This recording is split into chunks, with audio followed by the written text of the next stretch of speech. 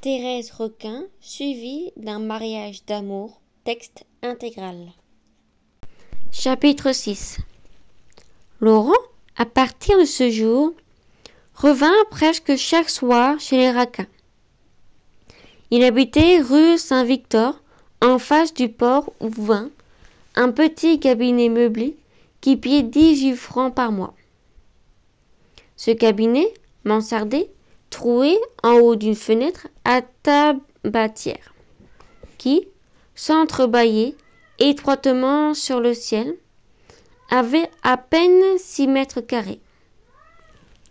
Laurent rentrait le plus tard possible dans ce galetas, avant de rencontrer Camille, comme il n'avait pas d'argent pour aller se traîner sur les banquets des cafés. Il s'attardait dans la crèmerie où il dînait le soir. Il fumait des pipes en prenant un Gloria qui lui coûtait 3 sous. Puis, il regagnait doucement la rue Saint-Victor, flânant le long des quais, s'asseyant sur les bancs quand l'air était tiède. La boutique du passage du Pont-Neuf devint pour lui une retraite charmante, chaude, tranquille, pleine de paroles et d'attentions amicales. Il épargna les 3 sous de son Gloria et but en gourmand l'excellent thé de Madame Raquin. Jusqu'à 10 heures, il restait là, assoupi, digérant, se croyant chez lui. Il ne partait qu'après avoir aidé Camille à fermer la boutique. Un soir, il apporta son chevalet et sa boîte à couleurs. Il devait commencer le lendemain le portrait de Camille. On acheta une toile. On fit des préparatifs minutieux. Enfin, l'artiste se mit à l'œuvre, dans la chambre même des époux. Le jour, disait-il, il était plus clair. Il lui fallut 3 soirées pour dessiner la tête. Il traînait avec soin le fusain sur la toile à petits coups maigrement.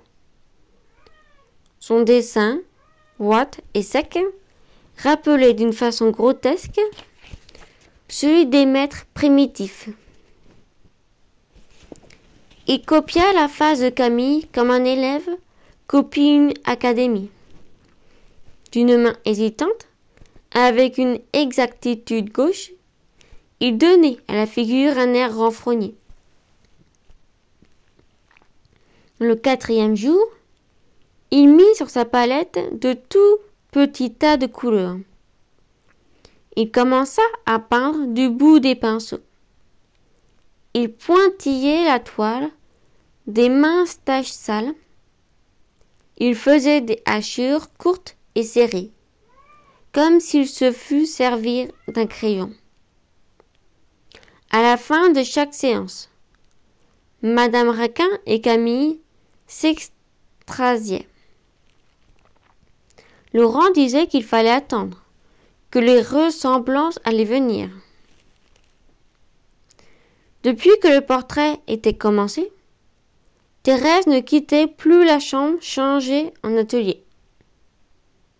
Elle laissait sa tante seule derrière le comptoir.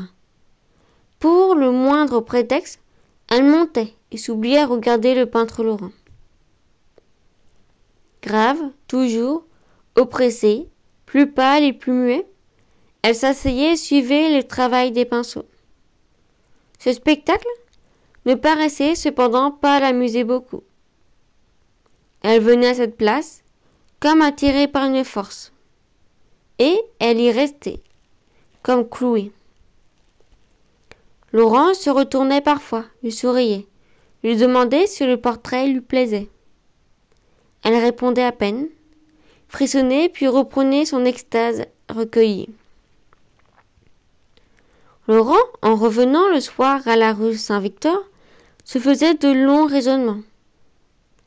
Il discutait avec lui-même s'il devait ou non devenir l'amant de Thérèse. Voilà une petite femme, se disait-il, qui sera ma maîtresse quand je le voudrai. Elle est toujours là, sur mon dos, à m'examiner, à me mesurer, à me peser. Elle tremble, elle a une figure toute drôle, muette et passionnée. À coup sûr, elle a besoin d'un amant. Cela se voit dans ses yeux. Il faut dire que Camille est un pauvre cire. Laurent riait en dedans au souvenir des maigreurs blafardes de son ami. Puis il continuait. Elle s'ennuie, cette boutique. Moi j'y vais parce que je ne sais où aller. Sans cela, on ne me prendrait pas souvent au passage du Pont-Neuf. C'est humide, triste. Une femme doit mourir là-dedans. Je lui plais, j'en suis certain. Alors pourquoi pas moi plutôt qu'un autre? Il s'arrêtait. Il lui venait des fatuités. Il regardait couler la scène d'un air absorbé. Ma foi, tant pis, s'écria-t-il. Je l'embrasse à la première occasion. Je parie qu'elle tombe tout de suite dans mes bras.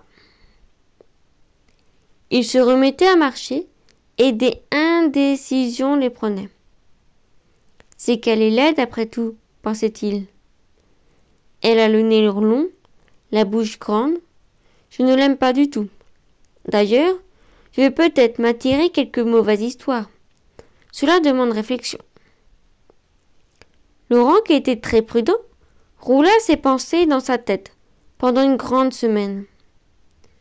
Il calcula tous les incidents possibles d'une liaison avec Thérèse. Il se décida seulement à tenter l'aventure lorsqu'il se fut bien prouvé qu'il avait un réel intérêt à le faire. Pour lui, Thérèse, il est vrai, était laide. Il ne l'aimait pas. Mais en somme, elle ne lui coûterait rien. Les femmes qui achetaient à bas prix n'étaient certes ni plus belles ni plus aimées. L'économie lui conseillait déjà de prendre la femme de son ami. D'autre part, depuis longtemps, il n'avait pas contenté ses appétits. L'argent étant rare, il sevrait sa chair. Il ne voulait point laisser échapper l'occasion de la repaître un peu. Enfin, une pareille lésion, en bien réfléchissant, ne pouvait avoir de mauvaise suite. Thérèse aurait intérêt à tout cacher. Il la planterait là, aisément, quand il voudrait. En admettant même que Camille découvrit tout et se fâchât, il l'assommerait d'un coup de poing, s'il faisait le méchant. La question de tous les côtés se présentait à Laurent facile et engageante.